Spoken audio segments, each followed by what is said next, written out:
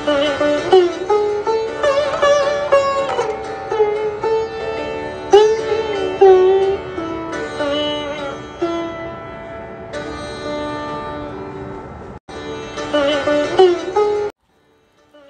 রামকৃষ্ণের পরিবেশ চেতনা, প্রব্রাজিকা বেদান্ত প্রাণা, পত্রিকার 22তম বর্ষ, তৃতীয় সংখ্যা।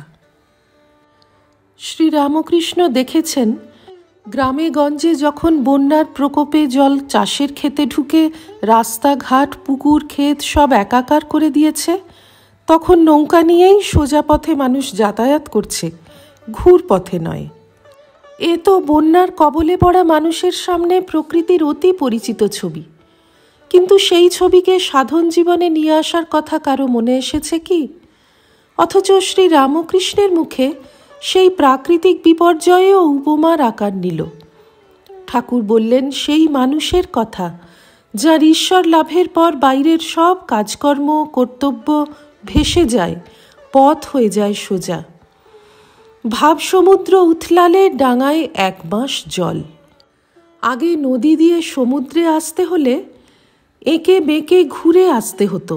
বন্যে এলে ডাঙায় 1 মাস জল, তখন সোজা নৌকা চালিয়ে দিলেই হলো, আর ঘুরে যেতে হয় না। ধান কাটা হলে আর আলের উপর দিয়ে ঘুরে ঘুরে আসতে হয় না, সোজা একদিক দিয়ে গেলেই হয়। গঙ্গার ধারে বাস করতেন ঠাকুর। গঙ্গার ওপর জাহাজ গেলে কেমন হয়, জোয়ার ভাটার পর একটানা কেমন গঙ্গা বয়ে যায়, এসব খুঁটিনাটি উঠে এসেছে তার উপমায় অবিরাম ধারায়।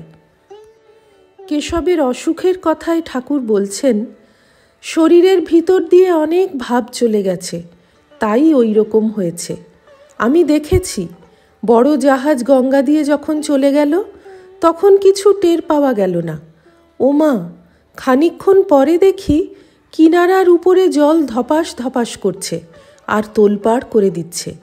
হয়তো কিনারার খানিকটা ভেঙে জলে পড়ল।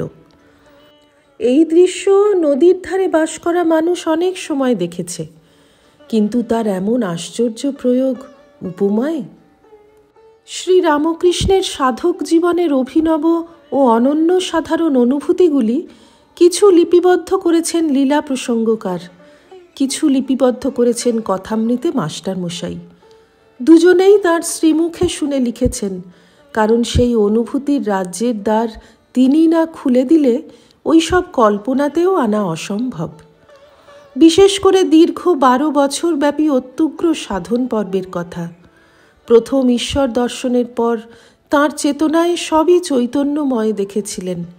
কালীবাড়ির গর্ভমন্দিরে শুধু ভবতারিণীই নয়, আসন, বেদি, পুষ্পপাত্র, চুমকি ঘটি, চৌকাঠ সবই এক চৈতন্যের আলোয় উদ্ভাসিত দেখেছিলেন তিনি। প্রকৃতির সঙ্গে তার প্রাণের যোগ। নিজ হাতে ফুল তুলবেন, মালা গাঁথবেন, মাকে সাজাবেন। বেলপাতা তুলতে গিয়ে একটু আঁশ উঠে এলো, শিহরণ হলো তার শ্রী অঙ্গে। দেখলেন বেলগাছের সবটাই চৈতন্যময়, অনুভূতি সম্পন্ন। গাছের ফুল তুলতে গিয়ে অনুভব হলো এক বিরাট সত্তার চরণতলে ফুলের গাছগুলি যেন তোড়া সাজানো। এ দপ করে দেখিয়ে দেওয়া। সে দর্শন ইন্দ্রিয় দিয়ে দর্শনের চেয়ে অনেক বেশি সত্য এবং অনেক বেশি সজীব। শ্রী রামকৃষ্ণের অধ্যাত্ম অনুভবের চিত্রগুলি এবার বেদ বেদান্তের লেখা ছাড়িয়ে ছাপিয়ে গিয়ে অনন্তের দিকে প্রসারিত হয়েছে। শ্রী রামকৃষ্ণার্পণমস্তু। নিবোধত আজকের পাঠ আপনার ফোনে রোজ পেতে চাইলে সাবস্ক্রাইব ও বেল আইকন দুটোই ক্লিক করুন। রামকৃষ্ণ ভাবধারা প্রচারের সঙ্গে থাকুন। এটি একটি ফ্রি চ্যানেল।